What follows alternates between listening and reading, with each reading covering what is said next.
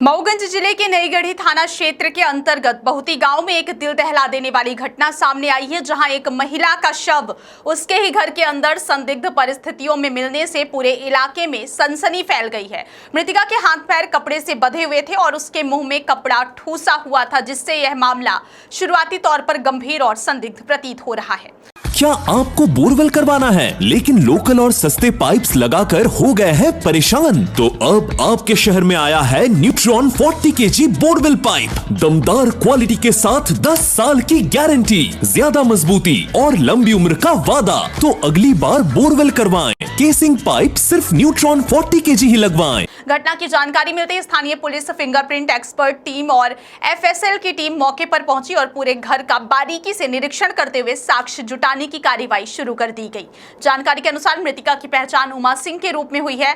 उनका वैवाहिक जीवन कई उतार चढ़ावों से गुजर चुका था। उनकी पहली शादी वर्ष 1993 में बहुती गांव निवासी कनक सिंह से हुई थी, जो ट्रक चालक थे। शादी के लगभग 10 वर्ष बाद ही उनके पति की मृत्यु हो गई थी, जिसके बाद उमा सिंह अकेली जीवन व्यतीत कर रही थी। लंबे समय तक अकेले रहने के बाद उन्होंने जीवन में दोबारा साथ की तलाश की और 25 फरवरी को उनका दूसरा विवाह नरैनी गांव निवासी राजन सिंह के साथ हुआ था। हालांकि विवाह के बाद भी परिस्थितियां पूरी तरह सामान्य नहीं हो सकी। बताया जा रहा है कि 2 मई को उमा सिंह अपने पुराने घर बहुती गांव लौट आई थी और वहीं अकेले रह रही थी। ग्रामीणों के अनुसार शुक्रवार को जब काफी देर तक उनके घर का दरवाजा नहीं खुला और आसपास पूरी तरह सन्नाटा बना रहा, तो पड़ोसियों को संदेह हुआ। उन्होंने घर के अंदर झांक कर देखा तो वहां का दृश्य भयावह था। महिला का शव घर के अंदर पड़ा हुआ था, जबकि उसके हाथ पैर बंधे हुए थे और मुंह में कपड़ा ठूसा हुआ था।